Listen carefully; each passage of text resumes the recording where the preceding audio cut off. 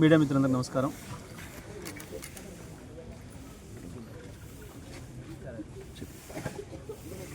దక్షిణ భారతదేశంలో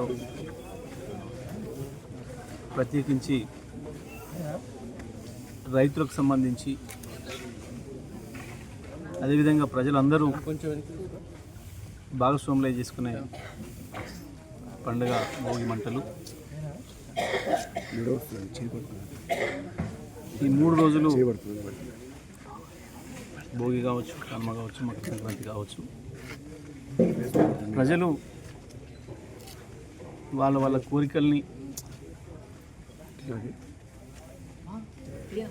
వాళ్ళలో ఉండే ఆలోచనలని సరి చేసుకునే విధంగా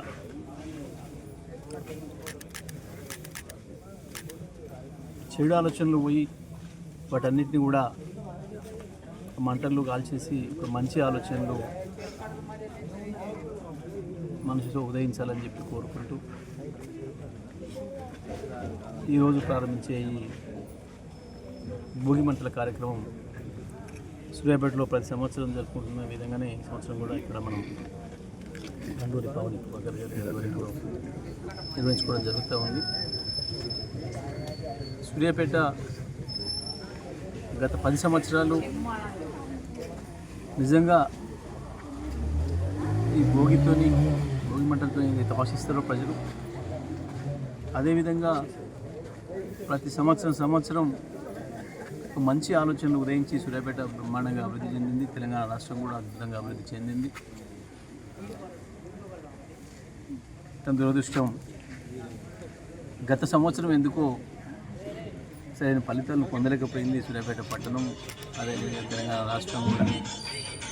మరి ఈ సంవత్సరమైనా ఈ పరిపాలనలకు ఉండే ఈ చెడు ఆలోచనలన్నీ ఈరోజు మంటల్లో పోవాలని,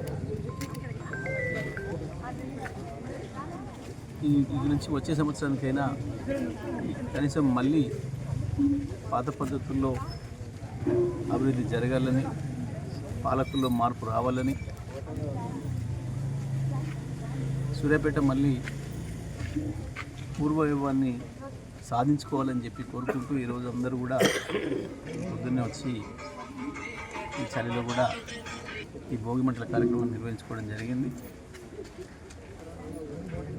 మరి వచ్చిన కొత్త వరి వంగడాలు, ఇతర వంగడాలన్నింటినీ కూడా అందుబాటులోకి తీసుకొచ్చుకొని మంచి పంటలతోనే సంతోషంగా ఈ కార్యక్రమాన్ని చేసుకోవాల్సింది. కొంత ఇబ్బందులు ఎదురవుతూ ఉన్నాయి. ఇప్పటికే